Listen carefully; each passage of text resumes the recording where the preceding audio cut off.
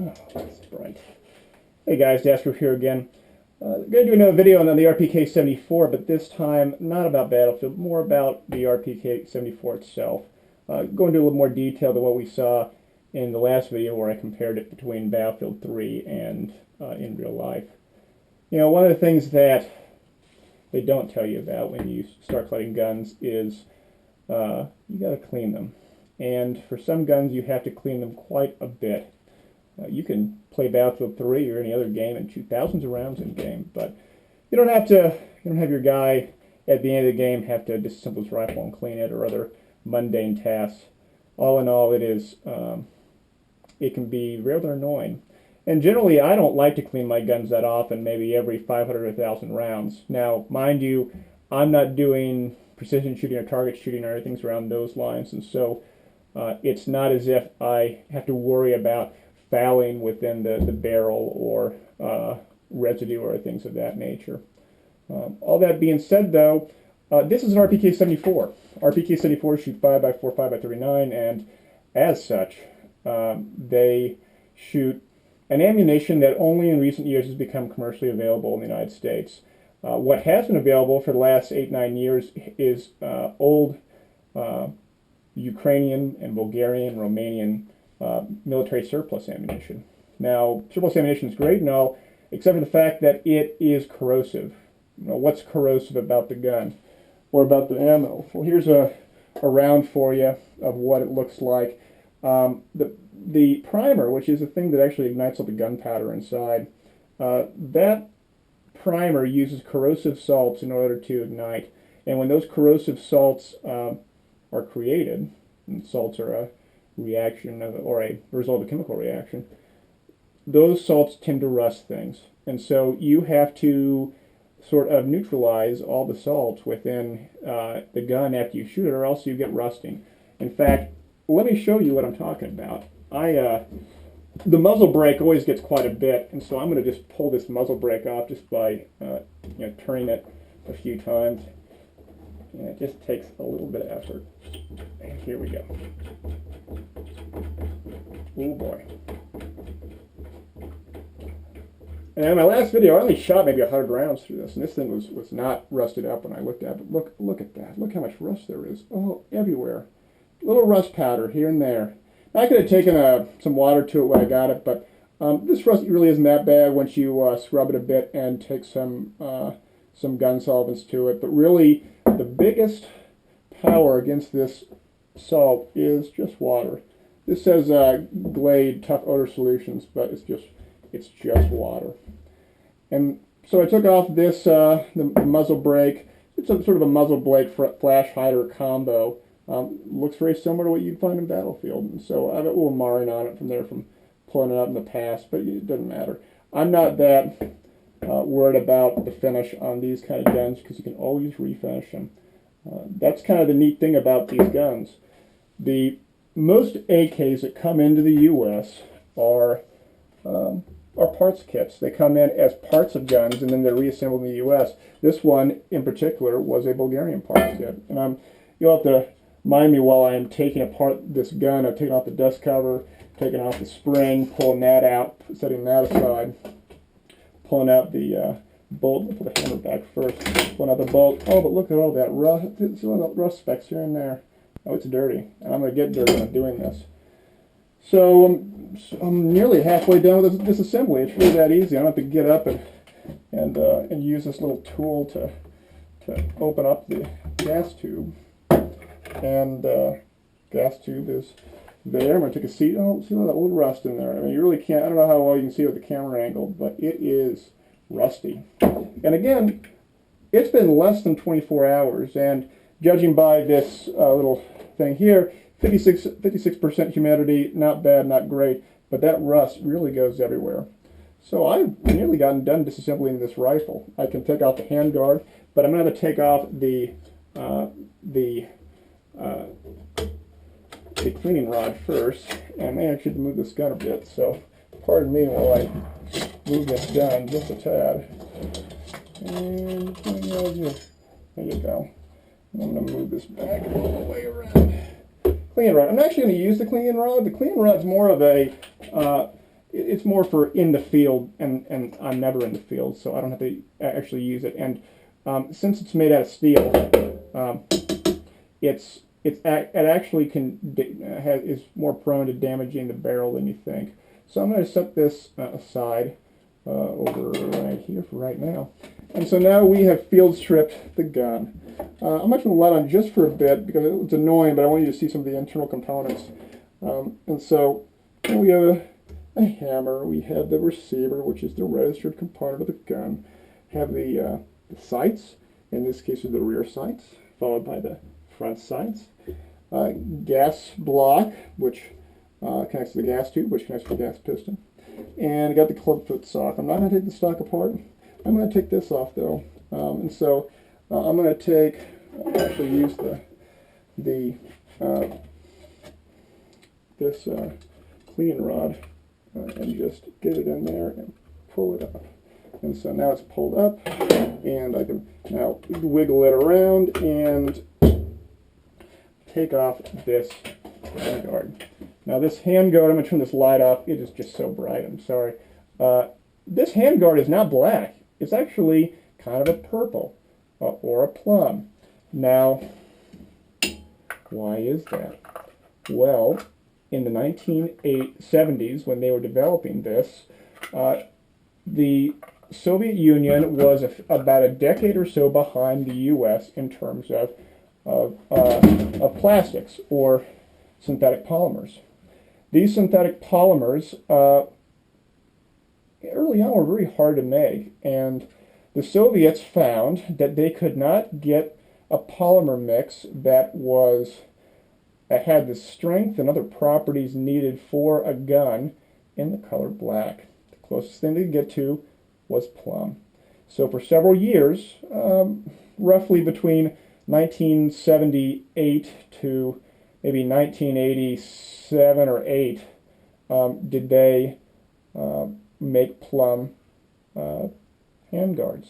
So a very interesting industrial history there of how that got developed. Eventually they got it right, and they probably could have gotten it right a lot earlier, but for a lot of these things, when production comes in full force, it doesn't, why change horses?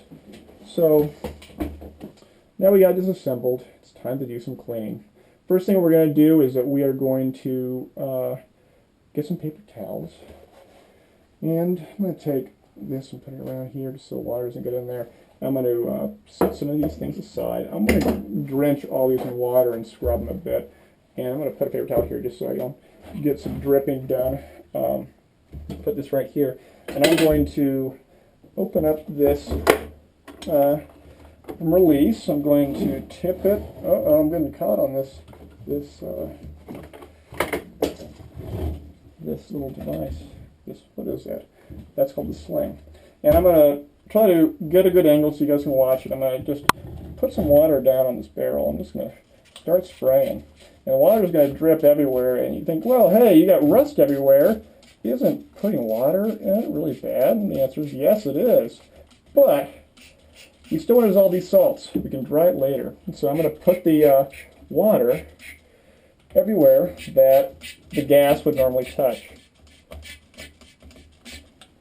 Spray, spray, spray, spray, spray. Boy, it's getting wet.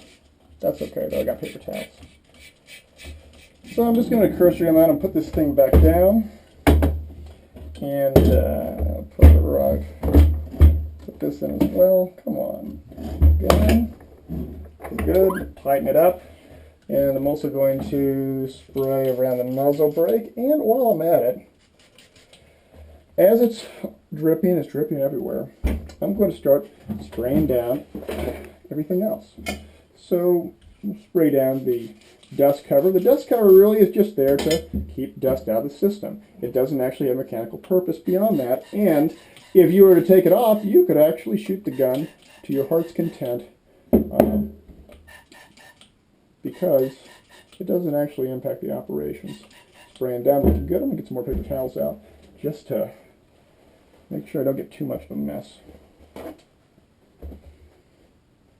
So RPK-74. it was designed and it was not, well, it was manufactured in the Molot factory. Molot factory was one of 3 arsenals that the Soviet Union utilized during the Cold War. Molot created produced rather the RPK-74, produced the RPK-47, the RPD, which was the predecessor to the RPK-47, and a bunch of other World War II stuff that I'm not going to go into. The other 2 factories were Izmash, which creates the iconic AK-47, AKM, which is different than the AK-47. They also created or manufactured for a while the AKS-74U. But the primary producer of the AKS-74U was actually a 3rd factory, and that factory was called Tula. Tula made AKMs, but they were really known in the 70s for producing the 70s and 80s rather, the AK-74U or Krink, and that's a nickname given to it by the Mujahideen and the Taliban in Afghanistan. Its actual Russian nickname is Suchka, but you don't hear it called that much. That's okay. So cleaning everything off, I'm just giving it a good bath. I'm not really worried about rusting like that. I don't worry about this hand guard because it's not needed. But what I am going to do is I'm going to spray down the internals here as well. And I'm just spraying it down and letting it soak for a while. Now, while everything soaks, I'm going to start scrubbing it. What am I going to scrub it with? Well, I got to find my cleaning tools. Where did I put those brushes? Did I put them somewhere? I could have sworn I had my brushes somewhere. No, I just dropped something. Where did I put those things? Are they underneath here? No. Well, where did I put them? I put them in here. No. Oh, there they are, right here. So I have a old plastic toothbrush. I have a brass brush. This one's made by, I think, Brownells. No, it's made by Hoppies. I don't use Hoppies. I'm more of a CLP guy personally, but to each their own. Now I could use the plastic brush just to try to get those salts off without being too aggressive. I'm not going to use the brass brush right now, just because I'll say that for later. And I don't want, since the brass brush is made out of brass, I don't want those salts getting on there and rusting the brush off. So again, I'm just giving it a cursory scrub. I'm just jamming it in there and what have you. RPK-74 was first utilized in the Soviet invasion of Afghanistan in the 1980s, which lasted from, well, I don't know, 1978, 1979 to 1988, 87. You guys can probably correct me on that. I'm just doing that from memory. But it was the first time where you saw the RPK-74 used in great numbers. RPK-74 was only utilized by 2 militaries. You had the Bulgarian RPK-74, which is what this one is, and then you had the Soviet Union, which also utilized it. Now, the Soviet Union is one entity. Now, Bulgaria was part of that Warsaw Pact, but they were a satellite state of the Soviet Union. This is different from, let's say, Ukraine, who actually was part of the Soviet Union during the Cold War and then became its own independent nation after the fall. Now, a few other countries utilized RPK-74 light guns. Romania used them, but the Bulgarian and Soviet variants are nearly identical, and that's why I'm sort of lumping them in the same. They're identical because Bulgaria, as a country, for whatever reason, never actually produced all the components of the RPK-74 themselves. They actually got them from Molot in different configurations and different levels of completion in terms of assembly, and then they would do the rest of the assembly themselves. And so that's tough. And so look at all that coming out. That's mostly residue. Oh boy. But still got to clean it out. So they did not produce their own indigenously. And what's interesting is that you can find some variants or some models of the RPK-74 made in Bulgaria. And this one's Bulgarian, by the way, if I didn't mention that already. You can find some variants that have various types of Soviet or Molot stamps on them. This one, for instance, has, it's Circle 10. Circle 10 means that it is an arsenal gun, and BA is just a batch number, but 26. 26 is not 1926 or 2026, but instead it's a year of production that Bulgaria started at. Now, if I do this from memory, I want to say that 1926 roughly translates into, I want to say 1986 or 1985. So this is a mid-80s variant. To this day, you can find Bulgarian AKs that are actually produced in Bulgaria and then imported here as sporting rifles. You can find them with the same date stamp nomenclature, where you can see really just how they keep on producing these things. In this case, the arsenal in which the Bulgarians make their AKs is called Arsenal, and you can buy Arsenal AKs right now. So I've done some initial scrubbing. I still need to scrub the inside of this barrel. I'm going to scrub just a little bit more and spray it down a little bit more. I mean, just look at all the, if I can, and you can just see all of the sort of rust specks coming out of here. And I think, though, that I got most of the tar off, and or most of the corrosive salts off. There's probably still a few areas here and there. I'm going to take off the firing pin real quick, and I can do this if I can find where I put my little tool. I don't want to put it. Oh, shoot. Oh, wait. It's right here. At around. This is just an AK toolkit that comes with most AKs, and it has a punch in it. This punch allows me to do a lot of things, but most importantly, allows me to take the firing pin off. Here's the firing pin. Here's the firing pin. I'm going to give it just a good wipe down and inspect it. Looking fine. Now, while I have it open, I'll go ahead and clean it out. And I really can't get a brush in there, so I'm just going to blow it out. Now, this is going to be a bit loud, so I apologize in advance for this. But the best way to dry things is with a compressor. So I have a little compression, little air compressor, and I have a little air, and I just put it in.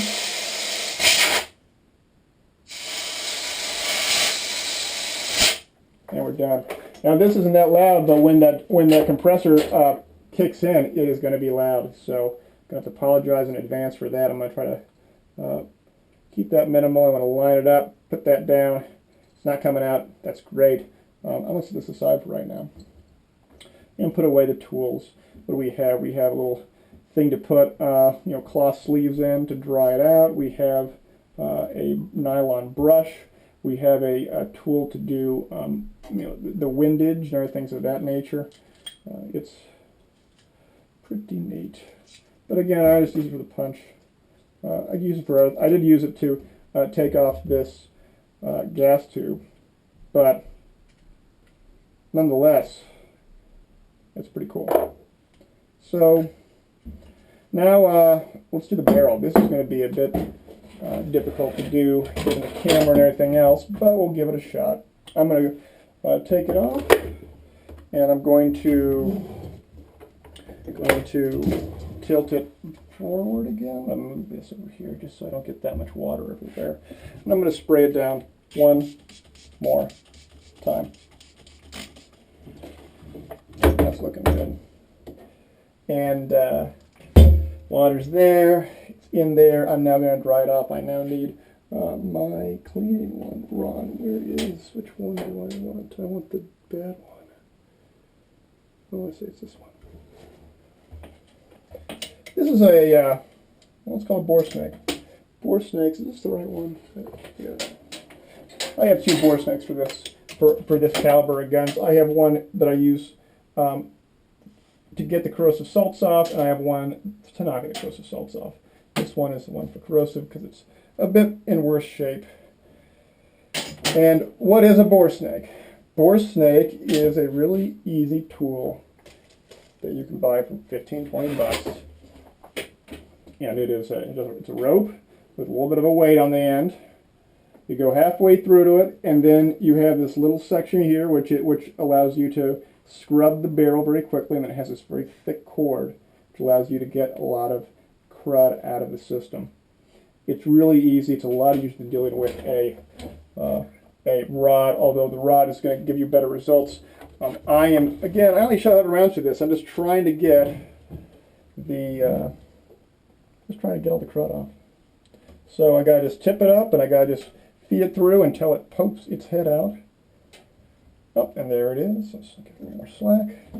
Put the gun down, and then I'm just going to pull and make sure it's all lined up. And I'm gonna pull, and looking good. And I'm gonna put the gun back in its right mount. Do it again. Now I could do it from the opposite side. You can ruin the crown on the barrel, and so I don't want to do that. The crown is sort of where the muzzle of the gun. It's for precision guns. It's actually a very big deal if you were to mess up with that crown. Some people even go about re-crowning their guns because they care that much about precision. And different types of guns out there, so it's not as if there's one right or wrong way of doing it.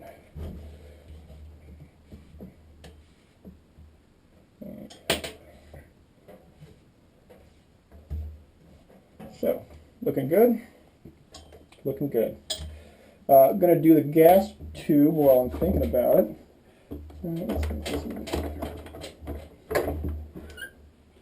So, gas tube. I'm going to sit down again. And give it a good brush.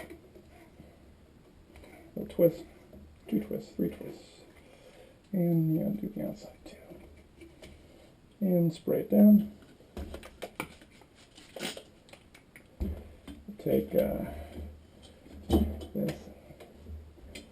try it off. I'll even stick a little bit in there and just try to get it in there. Use my pinky. I didn't do it as much as I wanted to. Maybe I'll just use this.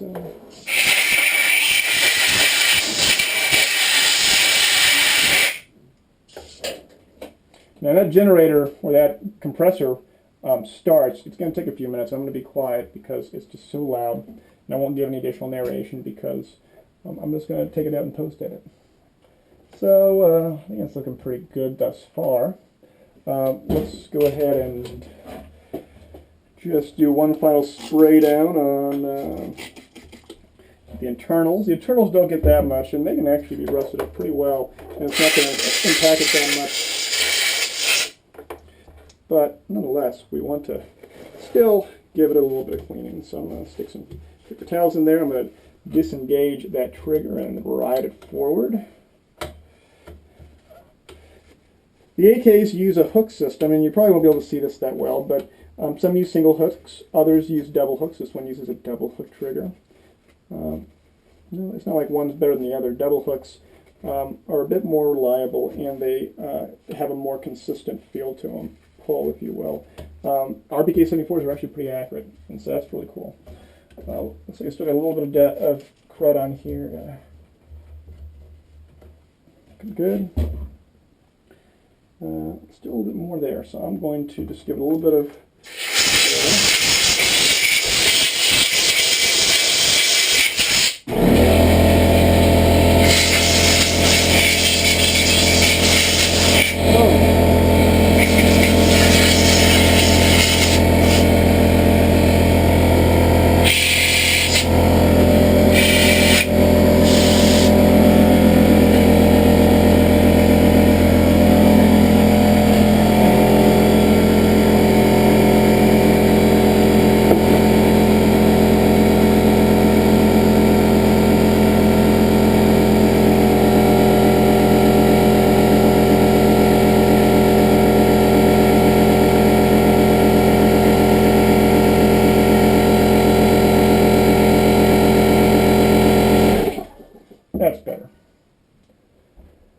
did some initial clean here and there. Now I'm going to start utilizing the actual gun cleaner stuff. So I'm going to use some CLP. I don't have a lot of it left, but I have an extra can here. I'm going to go in from the muzzle side and just start spraying in there. Ooh, it's starting to gush out.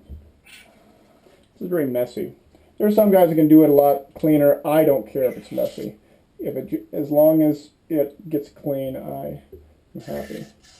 So I'm going to just spray it all down, spray down all the parts. Now typically you're supposed to allow 15 to 20 minutes for this stuff to react inside the barrel. I am not going to wait that long because I didn't put that much rounds through it, and so I'm really just trying to penetrate that one layer of residue and gunpowder that didn't quite all go off, and just so I can penetrate that and get just that one more layer of salts. Now I'm going to take the brass brush this time around and use a tiny end and I don't want to use a big end. I'm just going to get in there and just scrub it. I'm not really worried about the metal. The brass isn't going to damage it. The brass will wear out before the steel will. And I'm just giving it a good scrub. And I'll take some paper towels. And I'll put that over here. And I'll scrub it about very black and brown. Very black and brown. Now when I get done scrubbing this a bit, I'll show you guys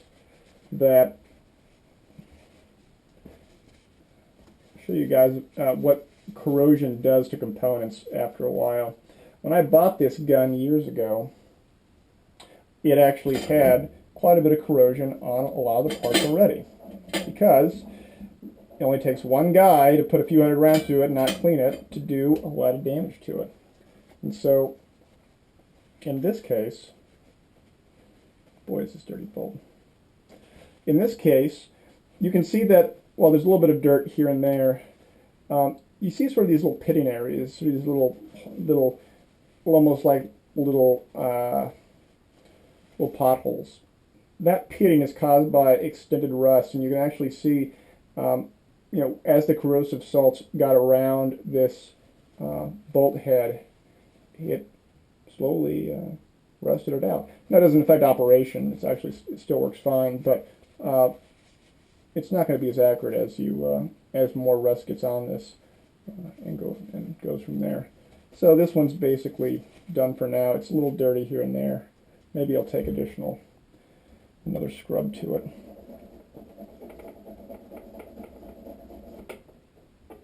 And I'll take this and put this down and spray it down. Uh-oh. So, again, this is very laborious. It's not that fun. I'm just cleaning it off.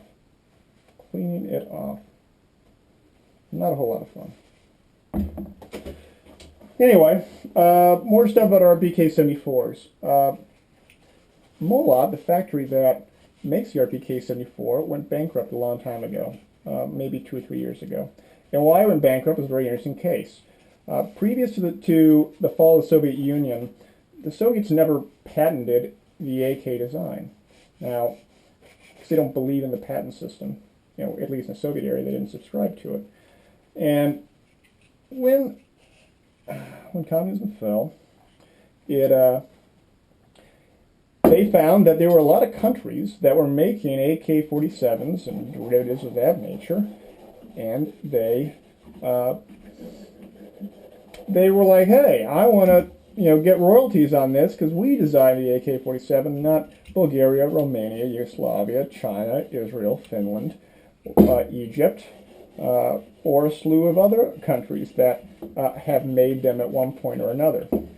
So they filed a patent for the AK in the Russian patent system, and at the time there were only 2 other factories, Tula and Molot making AKs, but Izmash was the first country, or first company, the factory, to get the patent. And so once they got the patent, they sued Molot, because Molot was making a civilian version of their RPK 47s and 74s called the VEPRs, V-E-P-R, and they lost in court. They had to pay all these royalties to Izmash, went bankrupt, and then eventually Izmash just bought them out. And so Izmash and Molot are owned by the same company. And incidentally, Izmash also went bankrupt just recently, a few weeks ago. And they, because they're in dire straits. Why are they in dire straits? Well, Izmash was used to producing anywhere from 1 to 2 million AKs annually. They actually produced a whole lot more in the 60s and 70s, where they're up to around 8 or 9 million a year. But the last 25 to 30 years, they've done 1 million to 1.2 million every year. They even did 1 million or so rifles right after the fall of communism. This is because the Russian Federation viewed Izmash as a national security asset and funded it even though they didn't need the rifles. So they've been producing 1 to 2 million AKs every year, all throughout the 90s and the 2000s. Even though the Russian army doesn't need any of them. In fact, they have so many AKs in storage that they could take every Russian citizen and give them multiple AKs. It's that many. Now, granted, their population has declined significantly over the last few years. Oh no, I'm out. Use the other one. But nonetheless, they have a lot of AKs. It's crazy how many they have, and it's really too bad that they cannot import the AKs, the old Soviet-era AKs, to the United States because of an arms trade agreement that was signed in the 90s. But nonetheless, they do still sell the Segas, and ironically, Segas, which are the civilian AKs that Izmash makes and imports in the U.S. legally, represent almost 50% of the amount of AKs that they produce annually that actually get sold. I think it's kind of funny and almost ironic that the U.S. civilian gun market keeps a Soviet-era Russian arms factory going. Now, Izmash has existed way, way, way before the Soviets came around. They were there during the Tsars and prior to that, where my paper towels go. But nonetheless, they continue to exist, and they sell a lot of AKs to the U.S. market. I saw most recently that they sold over $160 million worth of Segas, which are civilian AKs, within the United States. Now, I'm using the word Segas. You guys may know or recognize that word, because there's another gun in Battlefield 3 called the Sega 12. Sega 12 is a semi-auto shotgun that is actually based off of the AK design. I do have one, but I'll have to show it to you on another time for another video. But nonetheless, it was not developed during the Soviet era, but instead during the 90s, when the Sega series first became a concept. And so I think that's kind of neat that that gun's in the game, and it's actually the first gun I ever bought. It's a really cool gun, and it's a lot cooler than it is in Battlefield 3. I think it's kind of shitty in Battlefield 3. Oh well. So it's not fantastically clean, as you can see from the piston. It's still got a bunch of marks here and there. I can try to, give it a good grind here and there, and you can see it comes off. But again, I'm just worried about getting the salts off. I'm not that worried about anything else. And so, even when I rub this thing a bunch more times, it still gets a bunch of debris or a bunch of powder residue off of it. But again, I don't care. I just want this thing to operate, and really, out of all the parts, the barrel is by far the most important. There are some AKs in the U.S. that use U.S.-made barrels, which make them less valuable, but this one is a Bulgarian barrel, and it could even be Russian if I were to investigate the stamps on it enough. But And it's also chrome lined. Chrome line is, we have a lining of chrome around the inside of the barrel, which allows for, or creates more protection against rusting. Everything else is not chromed, and so it's not nearly as nice. Now what I'm going to do is I'm going to take a paper towel. I'm going to make a little cut of it. I'm going to fold it a few times. Fold it on half, and then I'm just going to stick it in here. I use paper towels in Access when doing this kind of stuff. And wow, you can see how much crud there is in there. Quite a bit. I'm going to turn this inside out and do it again. Again, I'm not going to go crazy on this. I'm just giving it a cursory cleaning. And again, I'm focusing more on the parts than I am on the down the barrel itself, but I'm giving that barrel some time. So pull out this toothbrush. Oh yeah, look at all that crud. You can see it's sort of black, but it's kind of brown. That's because of the rust that was in there. And so I'll throw that away. If you look at eyesight on it, it's still not great, but it's still a little brown. I'm going to just do one more round of this where I'm going to take this and just spray it down. Let it sit, let it trickle down, and refill it a few times. And while it comes out, I will move. This is actually pretty well cleaned. I'll do this over here. And then more scrubbing. Oh gosh. See, isn't this fun? I've spent, well, I'm guessing I'm at the 20-minute mark now, and I've just been doing this shit for the last 20 minutes. It takes time to clean this stuff, and if I wanted to be faster, I could do it a whole lot faster, but I'm not in a huge hurry. I'm just trying to get this done. So, Segas. Segas are the cheapest. Oh, look at all that. Segas are the sort of they used to be the cheapest AKs that you could buy in the U.S. market. And because they came in sporting configurations, they didn't look like regular AKs. They had a hunter stock. They didn't have a bipod or bayonet lug or things like that.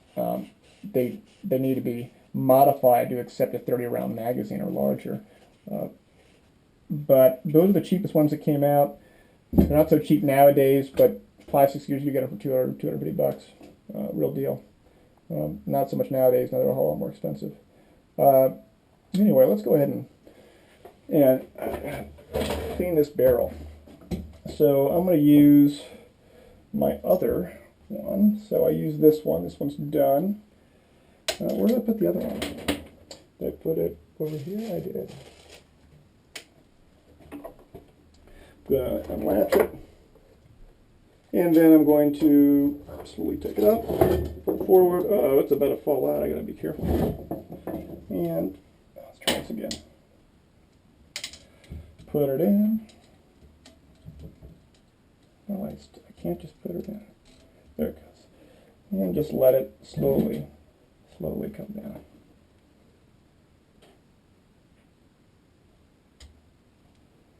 Boy, it's taking a long time.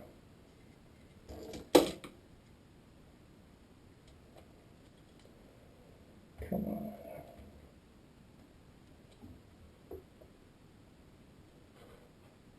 Slowly making it. It's almost there. Again, this is just, I have it nearly vertical. You just got to coax it. This is just taking the weight down. Oh, and a little bit of water, and a little bit of stuff coming out. Nope, there's some more. There it is. So put it back down. Oh yeah. And here. Where you go?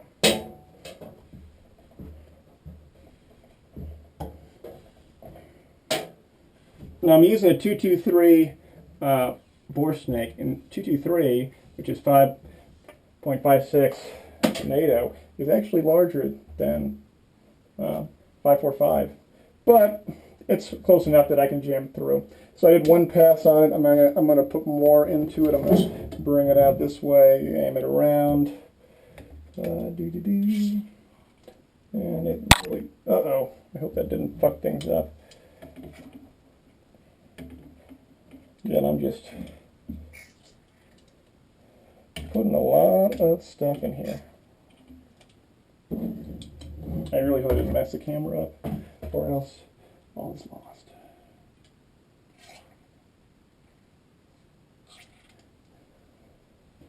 And it's almost there.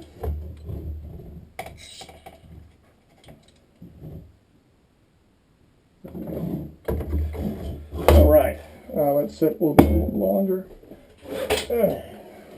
and get more paper towels out. Put more paper towels inside this thing around the edges to try to get, you know, what did drip out, or did not drip out rather.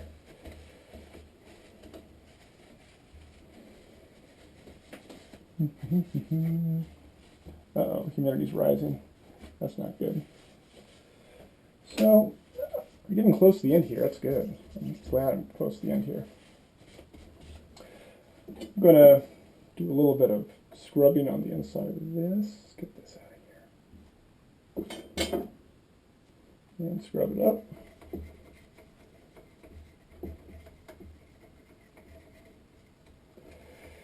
And let's get rid of this right here. A little bit more. When I scrub this, let's give it a little more scrub. Let's get this out of the way. Paper towels are getting in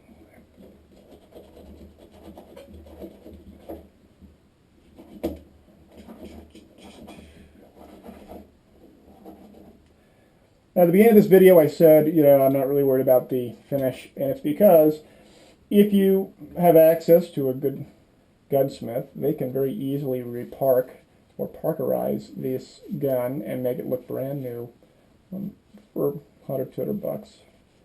And so, if it looks like it's worn out, if I don't want to have it look worn out, then I will get it reparked. But until then, it's driven me just fine. So I think I've been close here. I'm going to take a fresh paper towel and go over it again, give it a good scrub. And I got a little bit on it. And then I'm going to do the same thing with the bolt one more time.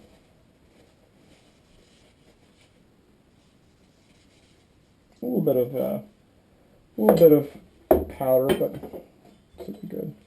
And the dust cover. The dust cover's still wet. Dust cover's got quite a bit on it, but again, it's not a mechanical part of it, and as long as the top of it doesn't get pitted, which it clearly hasn't, I'm going to get good. I'm going to throw these away. They're getting away.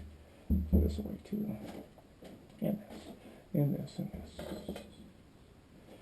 New paper towels.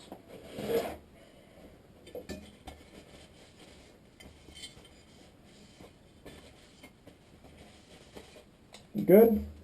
And more cursory scrub on here.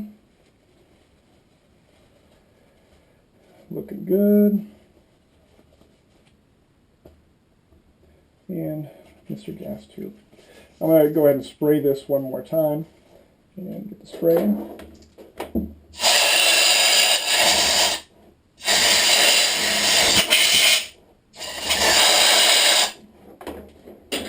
Okay. Not great, but it's good enough. I'm really more concerned about the gas block, because you can buy more gas tubes. And for those that actually are gun enthusiasts and know a little bit about AKs, this is not a parts matching gun. Parts matching means every component of it, or at least majority of the components of it, are have matching serial numbers. And so this says 0115, and where's the bolt on here? The bolt here says AB0272.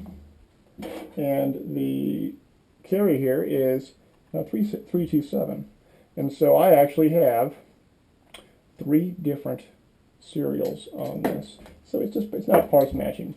Parts matching doesn't make it less functional. Once it's worked and built by a competent gunsmith, it's going to work, period. But it doesn't make it nearly as valuable. Now I have guns that are parts matching. I don't shoot as often because I don't want to reduce the value of it, but I'd rather have a gun that I can shoot. Okay. Looking pretty good. Going to do one more pass with the bore snake. Some people will do several passes with the bore snake. Again, I didn't shoot many rounds to this thing. Just trying to get all I'm just trying to get all of the corrosive salts off. And so I'm just slowly getting this thing out. Oh, you see the water coming out. This takes such a long time. Just got to prod it through. Come on. I feel like it's almost there.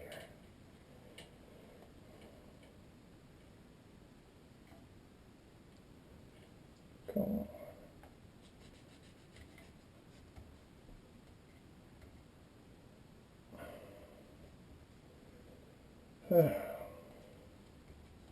There it goes.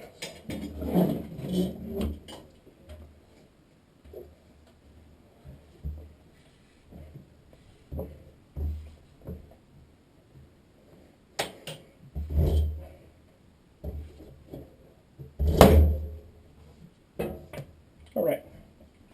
So I'm nearly done. I just got to reassemble it. So I'm going to take an paper towel to it and give it a good dry rub here and there. I'm going to take the blower to everything.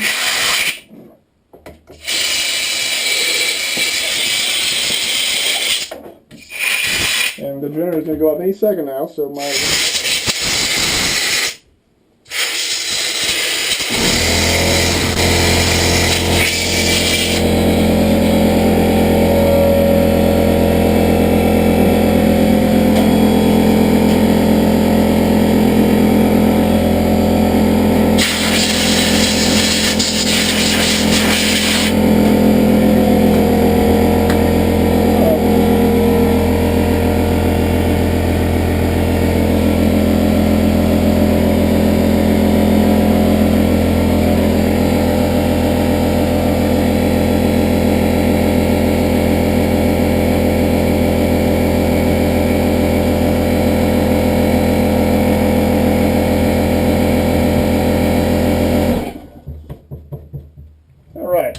it's done.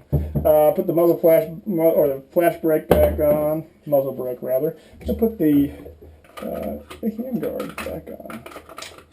So it just sort of fits in, and there it goes. And then I just position it so that it catches, and then I push it down. It's good to go. I can then put the gas tube back on. We'll get one more cursory scrub.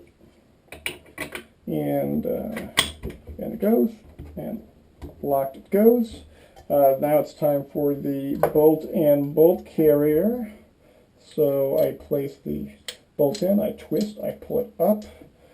I then move and push the gas piston in until it's in place. I push down the end, and then, but I do need to put the hammer down first. Let's not forget about that. Come on. There you go.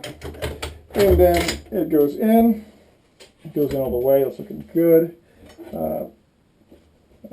I didn't really clean the spring much, but that's okay. The spring and guide rod, it's not that big of a deal. And so, let's push in. I go in, and then I can just place it in like that. I don't actually put it in place because when I actually cycle the gun, it will spring back into place. Looking good. One last cleanup. I will finally put the the dust cover down. It's in place. I'm then going to put the hamper down and then pull up and down and locks it in place. And now the gun is done. So that was really long. This takes a long time to clean these kind of things. It's not a lot of fun, but hopefully you learn a little bit about these guns and how they operate and a little bit of their history. And I forgot to put in the cleaning rod. I'll do that later. So thanks for tuning in, and until next.